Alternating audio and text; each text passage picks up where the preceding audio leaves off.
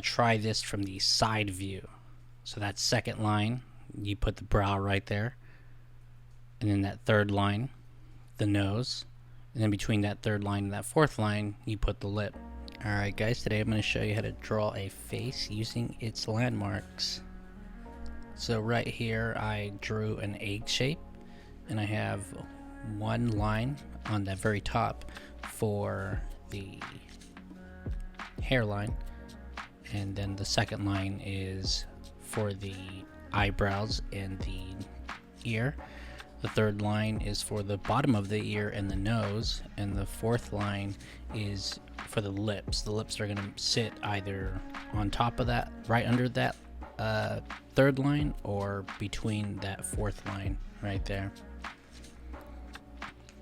And these, in my opinion, are universal. I've drawn a lot of portraits, I draw a lot of faces, and I've always found that these things line up.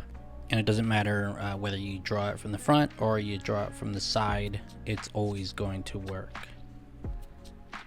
So right here we're going to talk about very important landmarks that match up: the edge of the cornea and the end of your crease, or the end of the crease of the lips. Those always, for the most part, line up. They differ between each face, but they're pretty close. And the end of the nostrils and the inner eye, the start of the inner eye, that for the most part always lines up. And again, between each face it might differ slightly, but it pretty much works universally.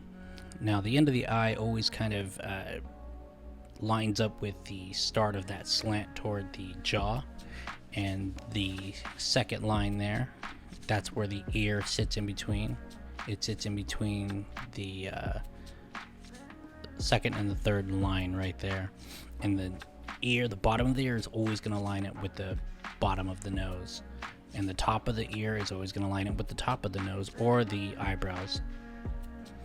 Now it doesn't matter if you even draw a longer face or elongated egg, you're still going to get the same results. So don't be afraid to slightly adjust those lines if you'd like, but you still got to keep it pretty close or you're going to be thrown off a little bit, and this technique won't work. So we're just trying to draw that elongated face, and you're going to see that the same fundamentals apply.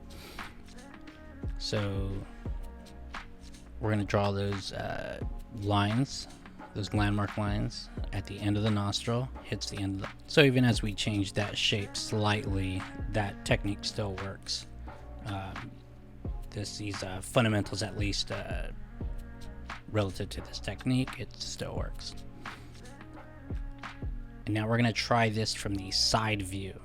So that second line, you put the brow right there, and then that third line, the nose, and then between that third line and that fourth line, you put the lips, and of course that jaw right at the very end.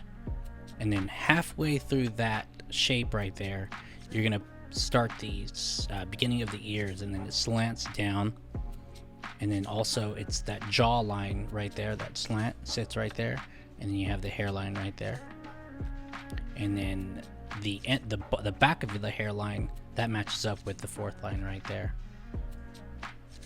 So this technique is basically taken from reality. This isn't something that I made up. This is something that I just found to be true, found to be universal for the most part.